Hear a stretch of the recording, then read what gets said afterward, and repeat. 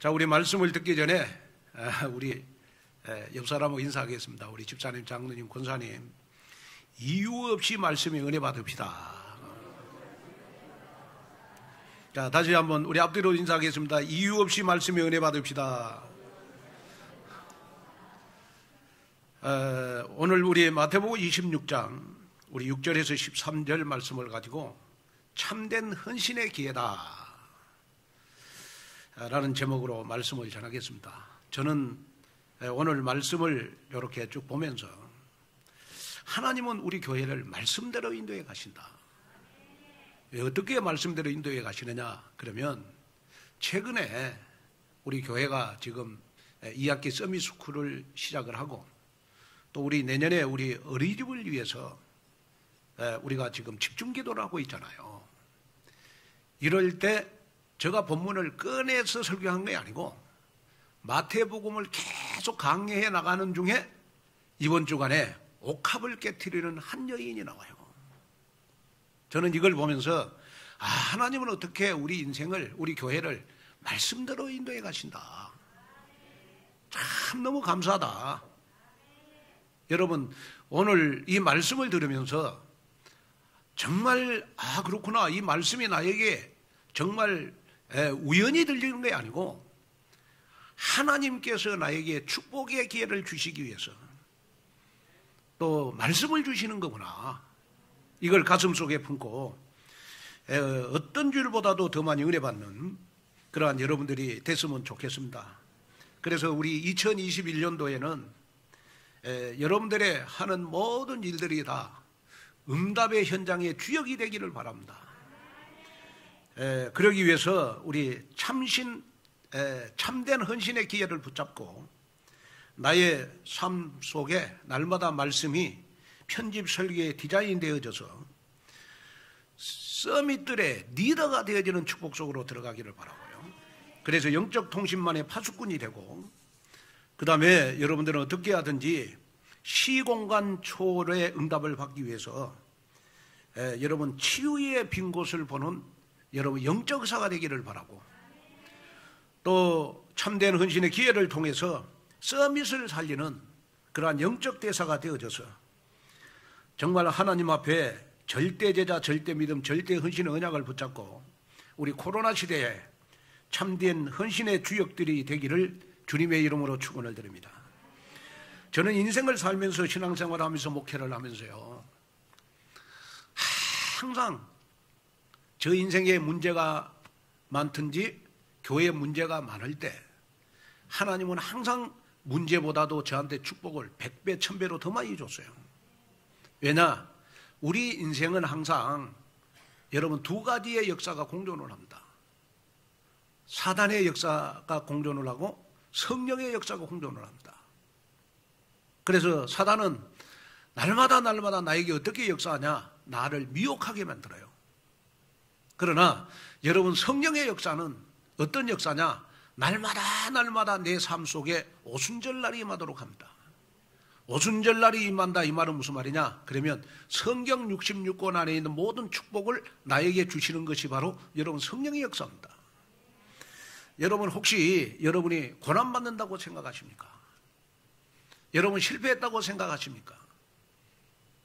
여러분 코로나 때문에 나의 삶에 여러분 희망과 미래가 없다고 생각하십니까? 절대로 여러분 낙심하지 마십시오. 여러분이 낙심할 그 시간에도 성령은 역사하십니다.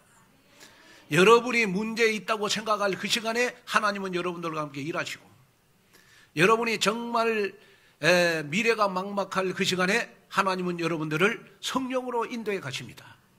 그래서 우리의 미래는 전혀 걱정할 것이 없어요. 그래서 여러분 교회에 오실 때 여러분 항상 불편한 마음을 가지고 오지 마시고 코로나 때문에 항상 우리 코로나 없을 때보다도 여러분 더 기쁜 마음으로 평안한 마음을 가지고 교회로 오셔야 여러분 은혜가 더 되잖아요. 그래서 잠언서 15장 15절에 보면 고난받는 자는 그날이 다 험악하고 마음이 즐거운 자는 항상 잔치하느니라 그랬어요. 내 인생을 여러분 잔치하는 예배가 되기를 바랍니다.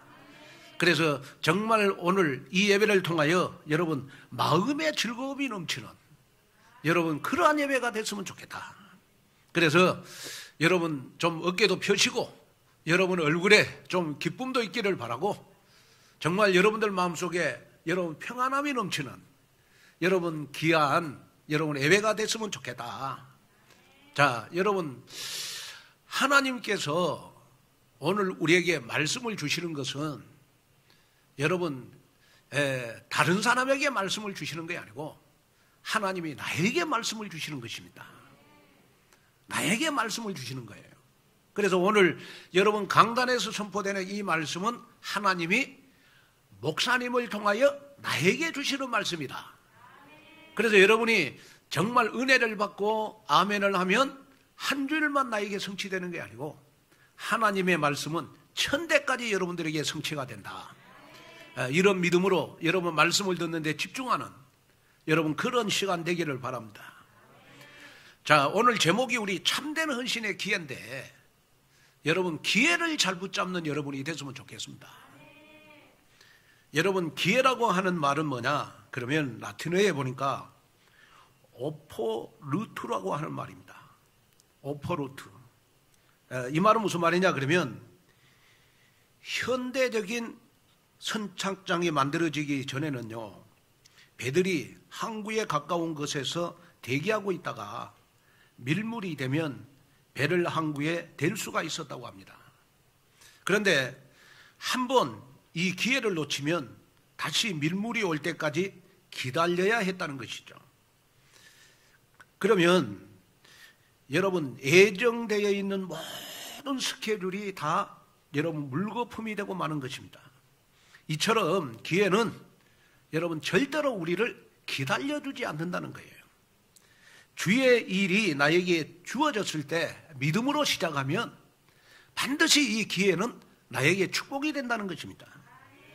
그래서 고린도전서 15장 57절 58절에 보면 하나님이 우리에게 기회를 주실 때 힘쓰면 주 안에서 우리의 헛된 것이 우리의 헌신이 헛되지 않은 줄을 하나님이 아심이니라 그랬어요.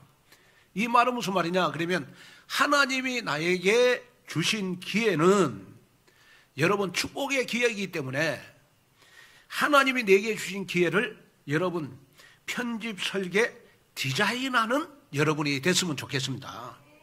그래서 모든 성도 여러분은 오늘 말씀을 통해서 정말 여러분들 이 예배가 감동이 넘치는 신앙생활이 되어져서 여러분들 영적 성장을 이루고 영적 영향력을 입히는 자리로 나가는 여러분 귀한 예배가 됐으면 좋겠습니다. 저는 지금 하나님이 우리 온누리 교회 여러분 기회를 주셨다고 생각합니다. 서밋스쿨의 기회, 다시 어린이집 개설할 수 있는 기회, 여기에 여러분 나는 어떠한 옥합을 가지고 하나님 앞에 헌신할 것인가 하는 부분을 가지고 한 주간 기도해서 여러분 응답받는 그러한 여러분들이 됐으면 좋겠습니다. 우리가 한 6개월 전에요 우리가 뉴스를 보면 코로나 2차까지 맞으면 이제 우리가 다 마스크 벗고 우리가 생활할 수 있다. 그래서 방송에서 어떻게 나왔냐 그러면 7월 달 되면 야외에서는 마스크 벗어도 된다. 그렇게 방송에 나왔거든요. 그런데 뭐 델타 변이가 생겨가지고 여러분 지금 더 악화됐어요. 그러다 보니까 여러분 희망이 없어졌어요. 그래서 아마 10월 달 되면 우리가 그렇게 자주 쓰는 위드 코리아, 위드, 어차피 감기처럼 평생 우리 코로나와 함께 가야 되지 않냐. 그래서 아마 국가에서 위드 코로나를 여러분 선포할 것 같습니다. 위드 코로나. 자, 그러면 여러분이 여기에서 눈을 떼야 될 것이 뭐냐 그러면 우리가 자꾸 코로나의 영향을 받아서 해야 되겠냐. 다시 말하면 여러분 지금 이럴 때일수록 우리가 영적인 눈을 떼야 될 것이 뭐냐 그러면 어떻게 사단은 정사 권세자들을 붙잡고 여러분 교회를 핍박하고 있다. 여러분 그렇게 하나님 앞에 여러분 기도하는 여러분이 됐으면 좋겠어요. 그래서 지금은 어떻게 하든지 우리가 코로나 변명하지 말고 코로나 시대일수록 여러분 성도들의 영적인 것을 깨우는 목자가 필요하다. 다시 말하면 여러분 코로나 왔다고 여러분 코로나니까 편안하게 신앙생활해라 이거야 아니고 코로나 시대가 왜 왔냐, 그리고 코로나가 우리의 영적 상태에 어떤 영향을 끼치는가, 이걸 여러분 복음을 전파해서 여러분 성도들의 영혼을 깨우쳐줘야 되잖아요. 저는 오늘의 교회 모든 문제가 김한권 목사한테 있다고 생각합니다. 제가 목회를 잘못해서 또 여러분 오늘의 교회 이끌어가는 데 있어서 모든 책임도 저한테 있다고 생각합니다. 왜? 제가 담임 목사이니까. 그러나 중요한 것은 뭐냐, 여러분들의 영적인 것을 깨우칠 의무도 여러분 저한테 있어요. 왜냐? 에스겔 34장 8절을 보니까 여러분 어젯밤에 하나님이 제가 기도하는데 에스겔 34장 8절 말씀을 줬어요. 자, 어떤 말씀이냐 한번 우리 집중해서 읽어보겠습니다. 시작. 주 여호와의 말씀에 내가 나의 삶을 두고 맹세하노니 내 양떼가 노략거리가 되고 모든 들짐승의 밥이 된 것은 목자가 없기 때문이라. 내 목자들이 내 양을 찾지 아니하고 자기만 먹이고 내 양떼를 먹이지 아니하였도다. 자, 이 말은 무슨 말입니까? 여러분 코로나 때 여러분 양떼 성도들이 지금 여러분 짐승의 밥이 됐다. 짐승의 밥이 됐다 이 말은 사단의 밥이 됐다. 왜 사단의 밥이 됐냐? 코로나 시대인데 여러분 성도들의 영적인 것을 깨우치지 못한 여러분 목자를 만났기 때문에 그렇다. 그러면 그 목자들이 여러분 지금 어떻게 하고 있냐? 코로나를 핑계대고 내 양을 찾지 아니하고 자기만 먹이고 자기만 배부르고 자기 양떼를 여러분 복음으로 먹이지 않는 그런 목자다. 그래서 에스겔 34장 5절에 보니까요, 어떤 일이 벌어지느냐? 자, 한번 읽어보겠습니다. 집중해서 시작. 목자가 없으므로 그것들이 흩어지고 흩어져서 모든 들짐승에, 여러분 지금 여러분 코로나 시대일수록 성도들을 영적으로 깨우치는 목자가 없으면 성도들이 흩어지고 흩어져서 여러분 들짐승의 밥이 된다예요. 사단의 밥이 돼가고 있는데 지금 여러분 가만히 있으면 되겠냐? 목자가 성도들을 깨우쳐야 되지 않겠냐? 저는 이 말씀을 묵상하면서요 가슴이 너무 여러분 뜨거웠어요. 하나님 정말 오늘 이 예배를 통하여 성도들의 영혼을 깨우치게 하여 주시옵소서. 그래서 여러분이 깨우쳐야 될 게 뭐냐 그러면요, 우리가 일제시대 때는 여러분 복음을 방해하는 방법이 뭐냐 그러면 여러분요 목사님들을 여러분 신사참배하게 해가지고 목사님들을 죽였어요. 목사님들을 죽였습니다. 그리고 6.25 때는 여러분 교회를 불태웠어요. 그래가지고 복음을 막았다고. 그래 지금은 어떠냐? 그러면 지금은 예배를 못 드리기 위해서 여러분 성도들을 여러분 어떻게 하느냐? 흩어지고 흩어지게 만드는 거예요. 제가 보니까 한국교회 핍박의 절정은 우리 여러분 일제시대 신사참배 아니었습니까?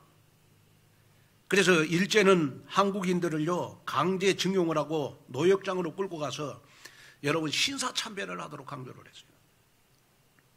그래가지고 여러분 기독교의 유일한 신앙과 사상 자유를 말살하기 위해서요 남산을 비롯한 곳곳에다가 신사를 세우고 참배를 하도록 했고요. 예배 시작하기 전에 여러분 궁성요배를 강조를 했어요. 그리고 여러분 찬송가만 부르게 한 것이 아니고 그 일본의 기미가요 이걸 부르게 했어요. 그래가지고 자꾸 여러분 천황의 사상을 여러분 교회에다 집어였어요. 어느 정도 여러분 했느냐 그러면 예배 순서지에요. 여러분 국민의례라고 하는 이름으로 여러분 신사를 향하여 반드시 예배 드리기 전에 신사를 향하여 절을 하도록 만들어서 어디에서? 여러분 교회에서. 그리고 예배는 드리게 허락하되 천왕을 섬기도록, 하나님을 섬기도록 한 것이 아니고 천왕을 섬기도록. 그리고 성서 강의회라고 하는 이름으로 예배 드릴 때 반드시 경찰서장이 목사와 함께 예배를 인도했어요. 이것이 바로 여러분 신사참배 때 일어난 일입니다. 그런데 그 일이 지금 코로나 지금 일어나고 있잖아요. 예배 몇 명 드리라. 여러분 우리가 예배 드리려면 여러분 직원들이 공무원들이 교회를 감시하잖아요. 못하도록? 예배를 못 드리도록. 어떻게 보면 지금 신사참배 때보다 여러분 영적으로 교인들이 더 많이 흩어지는 걸 저는 저 눈으로 많이 보아와요. 그래서 일제시대 때는 신사참배를 하지 않는 여러분 목사님들을 다 죽였어요. 그래서 주기철 목사님 같은 경우에는 여러분 내 생에 신사참배는 없다. 나는 죽으면 죽으리라 라는 믿음을 가지고 여러분 그 주기철 목사님 같은 경우에는 발바닥으로 모디를 걸어갔잖아요. 그러면서 여러분 복음을 지켰어요. 저는 이걸 보면서 일제시대 때 교회를 핍박하는 방법이 지금하고 똑같다. 아니 일제시대 때도 여러분 목사님들이 예배를 인도하면 경찰서장이 왔다니까요. 그리고 경찰서장하고 같이 예배를 드려요. 그래가지고 예배는 못 드리게 하고 반드시 천왕을 숭배하도록 신사참배하도록 했다니까요. 지금은 어떤 시대냐? 여러분 예배를 못 드리게 하고 여러분 국가의 정책대로 하라. 교회도.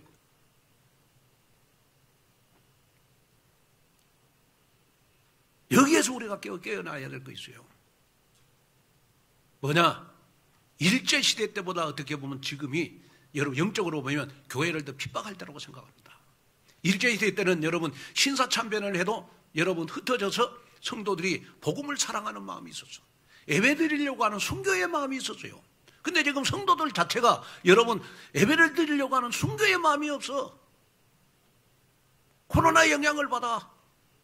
2단계다 그러면 교회 가야지. 4단계다 그러면 여러분 교회 안 와요. 6.25 때는 어떻습니까?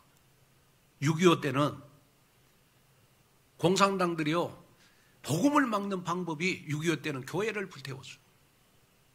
제가 광신대를 다닐 때 제가 좀 믿음이 좀 떨어지려고 하면요 제가 항상 가는 곳이 있었어요. 그 교회가 어디냐? 그러면 여러분 염산교회입니다. 염산교회. 왜 자꾸 왔다 갔다 하세요?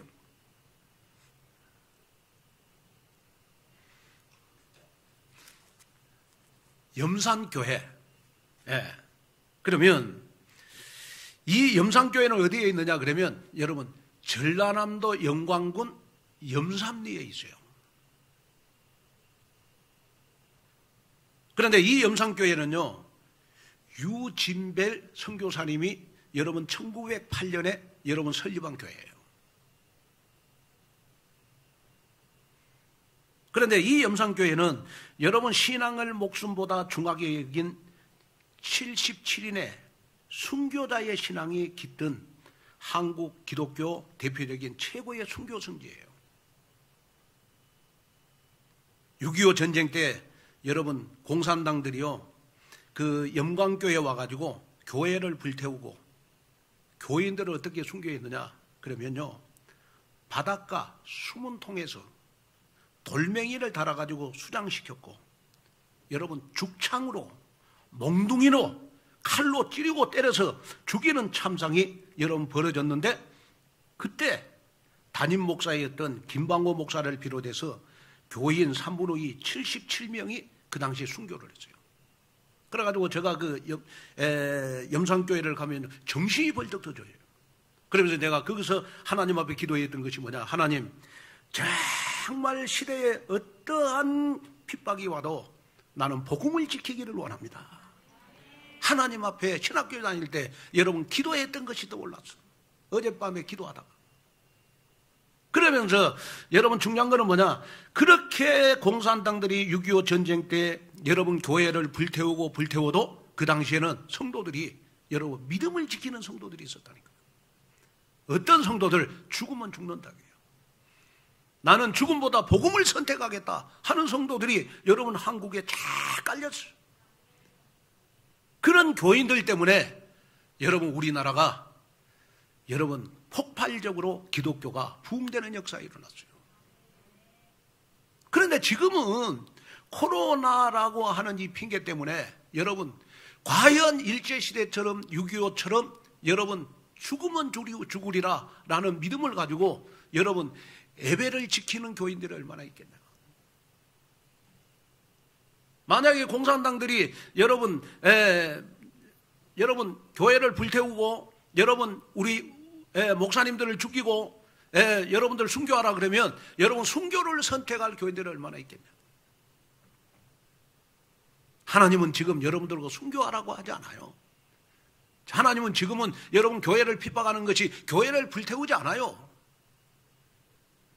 지금은 여러분 사단의 역사 중에 역사가 뭐냐? 그러면 교회 여러분 예배를 못 드리게 하는 겁니다. 여러분 교회가 예배를 못 드리면 여러분 성도들이 한 사람 한 사람 흩어지게 돼 있어요. 저는 이 설교를 하면서요, 하나님 코로나 이때 정말 내 가슴 속에 순교할 마음을 주십시오. 나는 예배를 지키겠습니다. 정말 하나님이 코로나를 우리에게 주신 이유는 일제강점기 때보다 신사참배를 통해 교회를 핍박해가지고 목사님들을 정말 죽이고 복음을 끊어지게 만들었고 6.25 때는 교회를 불태워서 여러분 복음을 전하지 못하게 했지만은 지금은 예배를 드리지 못하도록 합니다. 예배에 집중하게 해주세요. 예배에 생명 걸게 해주십시오. 지금 어떻게 보면 여러분 6.25 때보다 지금이 어떻게 보면 핍박이 영적으로 더 셀 때입니다. 영적인 눈을 뜨고 나를 보게 하시옵소서. 저는 그래도 코로나 와도 여러분 예배의 생명 건 교인들 때문에 앞으로 코로나 끝나면 또 우리 하나님의 교회 또 우리 대한민국에 폭발적으로 여러분 복음이 확산되는 기회가 올 거라고 저는 분명히 확신합니다. 그래서 우리가 코로나 시대 때는 여러분 우리는 뭘 준비해야 됩니까? 예배 회복을 준비해라. 그리고 코로나 때는 우리가 뭘 준비해야 됩니까? 걸어갈 30년을 준비하고, 코로나 때는 우리가 뭘 준비해야 됩니까? 교회 안과 밖에 시스템을 구축하는 기회로 삼아야 되는 것이다. 성도 여러분, 지금 우리가 안이하게 여러분 예배 드릴 때가 아닙니다. 지금은 여러분 영적으로 깨어나야 돼요. 정말로 여러분 영적으로 깨어나가지고 정말 내 주위에 여러분 영적으로 죽어가는 많은 교인들에게 여러분 영향력을 입히는 그러한 여러분들이 돼야 되지 않겠습니까? 저는 이 설교를 하면서요, 제가 어젯밤에 저기 묵상 기도를 해봤어요. 일제시대 때는 여러분 목사님들이 순교를 하면서 믿음을 지켰습니다. 6.25 때는 여러분 교회가 불태워지고 그러면서도 여러분 정말 믿음을 지키는 그러한 교인들이 참 많았습니다. 지금 코로나 때 정말 우리가 예배를 지키는 교인들이 대한민국에 얼마나 있냐. 김 목사야, 교인들을 깨우쳐라. 지금은 영적으로 혼돈을 느낄 때가 아니다. 지금은 사단에게 미혹을 받을 때가 아니다. 이제는 영적으로 깨어나야 된다. 여러분 오늘 이 설교를 들으면서 다시 한번 내 마음에 다짐하고 다짐해야 될 것. 하나님, 영적으로 시대를 보게 해주십시오. 영적인 눈을 떠서 나의 영혼을 깨우쳐 주십시오. 이렇게 기도하는 그러한 여러분들이 되시기를 여러분 주님의 이름으로 축원을 드립니다. 자, 그러면 첫째로 은혜가 이끄는 헌신입니다. 오늘 우리 마태복음 26장 6절 7절을 보면 예수께서 베다니 나병 환자 시몬의 집에 계실 때 한 여자가 매우 귀한 향료 한 옥합을 가지고 나와서 식사는 예수의 머리에 부으니 그랬어요. 우리가 살펴볼 이 마태복음 26장은요, 대제사장들과 백성들의 장로들이 예수님을 흉계로 잡아 죽이려고 의논하는 장면으로 시작이 돼요. 다시 말하면 예수님을 죽이려고 하는 추악한 음모가 진행되고 있었지만은 다른 한쪽에서는 아주 아름답고 의미 있는 한 가지 사건이 일어나요. 그 한 가지 사건이 뭐냐? 한 여인이 향유 옥합을 예수님 앞에 여러분 깨트려요. 그래서 예수님께서는 그 여인을 향하여 기념비적인 선포를 해요. 예수님께서 그 여인을 향하여 복음이 전파되는 곳에는 이 여자가 행한 일을 내가 기억하리라. 이 여자가 한 옥합을 깨트리는 그 일을 내가 평생 기억하면서 가겠다. 여러분, 향유 한 옥합의 가격은 그때 당시 한 달 품값에 여러분 한 달 월급입니다. 지금 물가로 생각하면 약 300만 원 정도로 생각을 합니다. 게다가 이 여자는요, 가난한 여자이기에 향유 한 옥합이 여러분 그 여자의 전 재산입니다. 그 여자는요, 여러분 자기의 전 재산을 예수님께 드려도 아깝지 않을 기회도 붙잡았지만은 마음의 은혜를 받았어요. 은혜를 받은 거예요. 은혜를 받은 거예요. 오늘 본문과 동일한 내용을 다루고 있는 요한복음에 보면 이 여인은 젊은 나이에 병이 들어가지고 죽었다가 예수님을 통해서 다시 살아난 나사로의 동생 여러분 마리아였어요. 이 마리아의 가정은요, 지금으로 말하면 여러분 결손 가정입니다. 부모님이 돌아가시고 이 마리아는 오빠를 의지하면서 살았어요. 그래서 오빠가 죽게 되자 이 마리아는요, 눈앞이 캄캄해요. 그런데 여러분 오빠가 죽게 되자 여러분 부활의 능력을 가지신 예수님께서 그리스도의 능력으로 나사로를 살리셨어요. 이때 마리아는 예수님께 큰 은혜를 받은 거예요. 이 예수님이 바로 죽은 우리 오빠를 살리신 그리스도구나. 내가 이분에게 무엇을 드릴 것인가? 마음의 은혜를 입었어. 또 마음의 은혜를 받았어. 그래가지고 자기가 가지고 있는 전 재산, 여러분 향유 옥합을 깨트리는 여러분 결단을 하게 된 것입니다. 오늘 말씀을 통해 우리는 참된 헌신의 모델을 발견하게 됩니다. 일반적으로 이런 마리아의 헌신을 우리는 여러분 해야 한다고 여러분이 생각합니다. 그러나 여러분이 이런 헌신을 하기 전에 우리는 반드시 하나님 앞에 우리는 은혜를 받아야 헌신할 수 있는 것이다. 이걸 여러분 마음에 담아야 돼요. 엄마 아빠가 없어요. 결손 가정입니다. 오빠하고 살았어요. 그런데 오빠가 죽었어요. 그런데 예수님이 그리스도의 능력으로 나사로를 살려주셨어. 너무너무 감사하잖아요.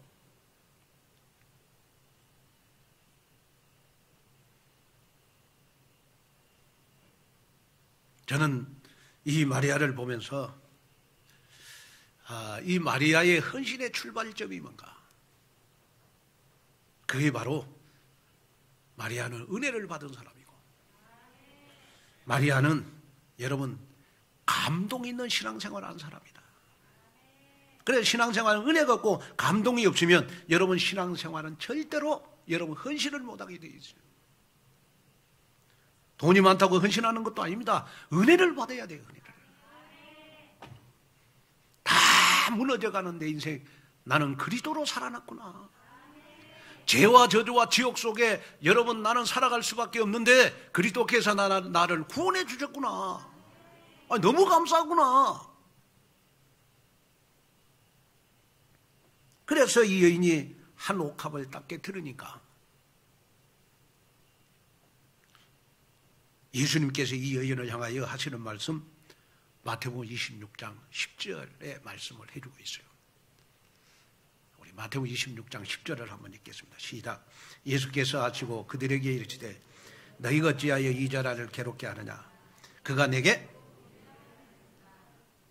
무슨 일을 하였도다? 좋은 일을 하였도다. 예수님이 여러분 잘 칭찬을 안 하신 분이거든요.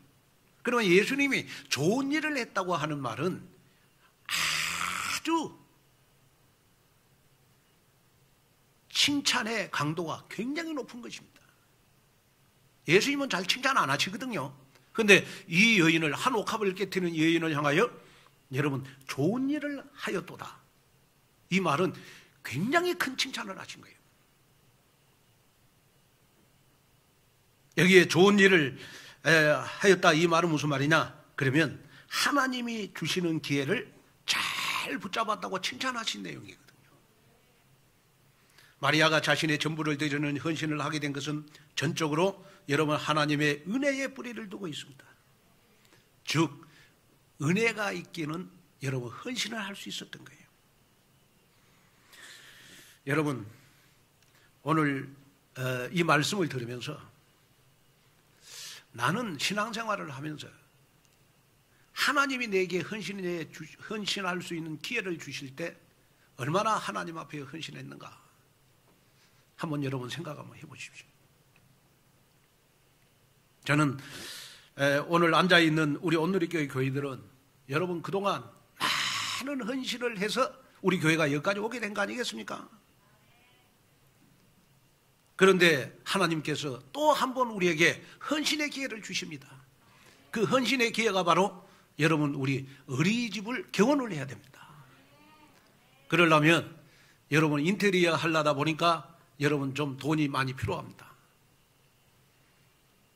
여러분 한번 하나님 앞에 기도해가지고 우리 예수님 앞에 참된 헌신의 기회를 붙잡아서 우리 예수님께서 평생 여러분과 여러분들 가정을 기억하는 귀한 기회를 붙잡는 그러한 여러분들이 되셔서 정말 하나님의 은혜 속에서 7대 여정의 언약의 흐름을 따라가면서 시냇가에 심은 나무가 시절을 쫓아 과실을 맺고 그 잎사귀가 마르지 않는 것처럼 풍성한 은혜의 자리로 들어가는 그러한 여러분들이 되시기를 주님의 이름으로 축원을 드립니다.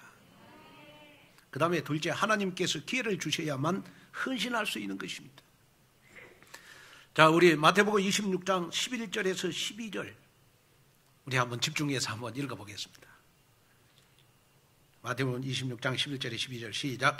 가난한 자들은 항상 너희와 함께 있거니와 나는 항상 함께 있지 아니하리라. 이 여자가 내 몸에 이 향유를 부은 것은 내 장례를 위하여.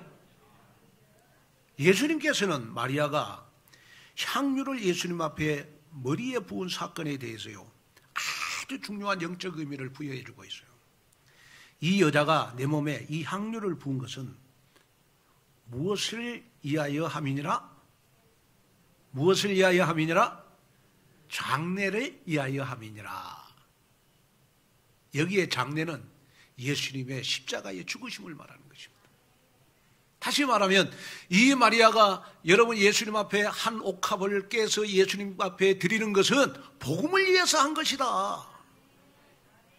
여기에 장례는 복음을 위해서 함이니라. 기독교의 본질은 여러분 구제, 봉사, 선행이 아닙니다. 우리가 절대로 속지 말아야 됩니다. 정말 우리 복음의 본질이 뭡니까? 예수님께서 이 땅에 오신 것은 창세기 3장으로 촉발된 12가지 영적 문제로 인해서 영원한 멸망길로 갈 수밖에 없었던 인류를 구원하기 위해서 예수님이 이 땅에 오셨다. 그러면 우리를 구원하는 방법이 뭐냐? 십자가의 죽음과 부활입니다. 그래서 이 마리아가 옥합을 깨뜨려서 예수님 앞에 드리는 것은 장례를 위함이니라, 십자가의 죽으심을 위함이니라, 복음을 위하여 옥합을 깨뜨렸다. 여러분, 하나님 우리에게 복음 때문에 여러분 헌신할 수 있는 기회를 주신 것입니다. 우리에게 복음을 위하여 헌신할 수 있는 기회를 주는 거예요. 그러면 여러분이 마음에 담아야 될 것이 뭐냐? 하나님, 나에게 축복의 시간표가 나게 왔네요.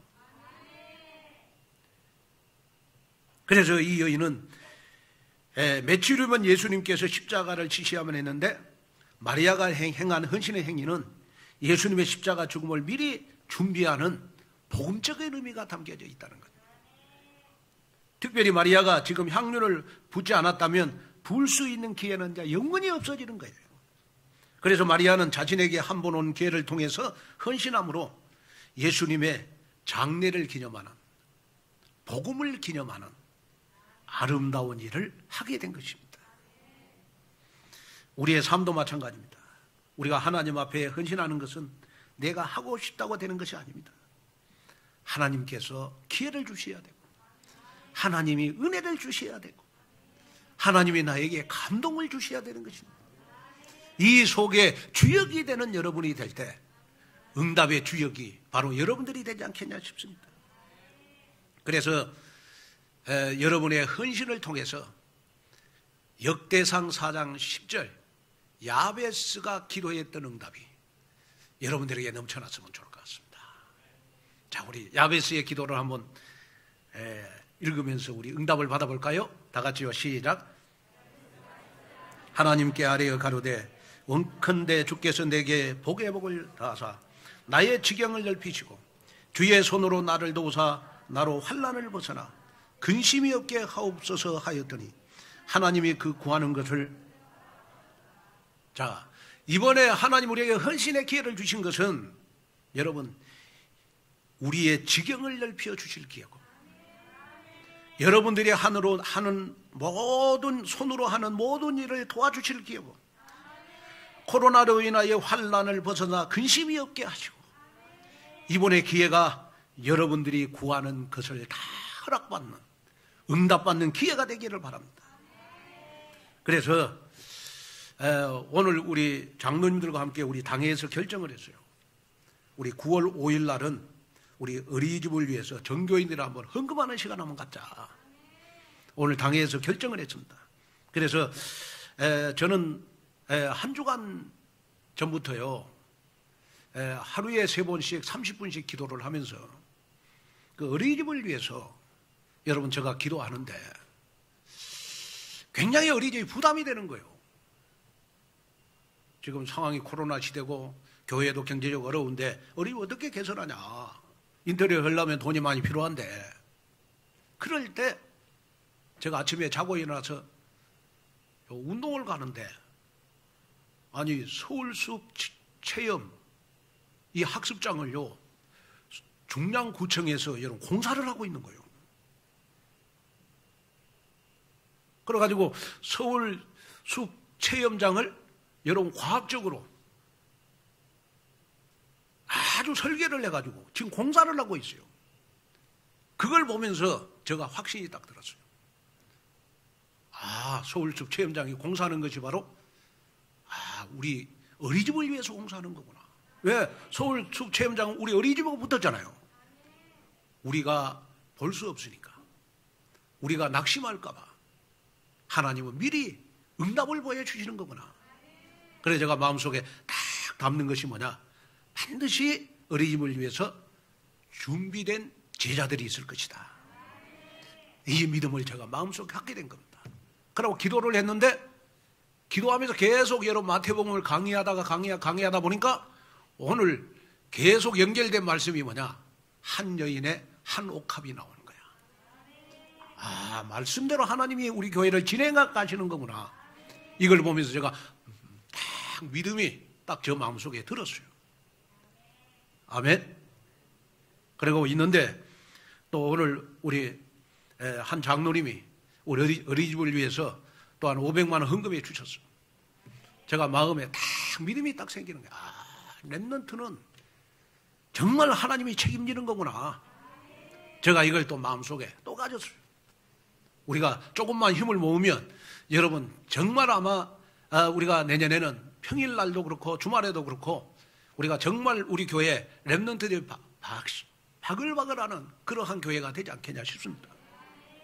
제가 이 예배당을 사가지고 예배당이 너무 큰 거예요. 이거 어떻게 사용하지? 제가 사실은 기도했거든요. 그런데 지금은 예배당이 좁아요. 부속시설이 좁아. 그래서 지금 토요일날 서밋스쿨 해야지, 토요일날 초신해야지. 그러다 보니까 부속실이 적어 지금. 우리 교회가 여러분 그렇게 축복을 받았네요. 아니 토요일날 여러분 지금 초신해야 되고 서밋스쿨을 하려다 보니까 교회 부속실이 좁은 거야. 그것도 3년도 안 됐는데. 여러분 그 우리 교회 축복 아닙니까? 부담만 갖지 마시고 하나님이 우리 교회를 향해서 여러분 하시고자 하는 일을 봐라. 반드시 우리 교회에 속해 있는 렘넌트들은 이 시대에 서밋이 될 것이다. 여러분 그 응답을 가지고 우리가 하나님이 주시는 기회를 절대로 놓치지 않는 그러한 여러분 되시기를 주님의 이름으로 축원을 드립니다. 결론으로 말씀을 마치려고 합니다. 자, 마태복음 26장 13절 읽고 말씀을 마치려고 합니다. 자, 한 3번만 읽어보겠습니다. 3번만. 시작. 내가 진실로 너에게 이르노니 온 천하에 어디서든지 이 복음이 전파되는 곳에는 이 여자가 행한 일도 말하여 그를 기억하리라 하시니라. 다시 한번. 내가 진실로 너에게 이르노니 온 천하에 어디서든지 이 복음이 전파되는 곳에서는 이 여자가 행한 일도 말하여 그를 기억하리라 하시니라. 한 번 더. 시작. 내가 진실로 너에게 이르노니 온 천하에 어디서든지 이 복음이 전파되는 곳에는 이 여자가 행한 일도 말하여 이를 기억하리라 하시니라. 그 마리아의 옥합을 깨트려서 예수님의 장로에 쓰임받았던 이 마리아의 그 헌신을 우리 예수님께서는 축복 주신다 이렇게 말씀하시지 않고 복음이 전파되는 곳에는 이 마리아의 헌신이 영원히 기억될 것이다. 아멘.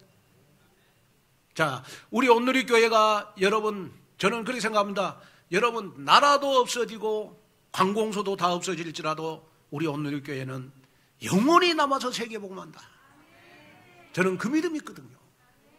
우리 온누리 교회가 남아서 세계복음하는 여러분 그 순간까지 여러분들의 헌신은 복음 전파되는 도구가 여러분들의 헌신이라면 하나님은 여러분들 후대까지 천대까지 기억하셔서 여러분들 후대를 축복하실 것이다. 그래서 저는 마지막으로 꼭 여러분들에게 부탁을 드리고 싶은 것은 뭐냐? 어린이집은 교회 일이 아니다. 어린이집은 우리 가정 일이다. 왜? 우리 손주들이 여러분 자랄 쉼터니까. 우리 손주들이 우리의 후대들이 여러분 정말로 자랄 안식처니까. 미래의 서밋을 준비할 장소니까 우리 가정이다. 그렇게 생각하고 정말 하나님 앞에 여러분 코로나 때 힘들고 어렵지만은 다시 한번 헌신에 대한 부담을 갖지 마시고 하나님 앞에 은혜를 받으시고 감동을 받아서 정말 하나님이 주신 기회에 여러분 최고로 쓰임받는 여러분이 되셔서 영원히 예수님 앞에 기억됨이 되는 여러분 되시기를 주님의 이름으로 축원을 드립니다.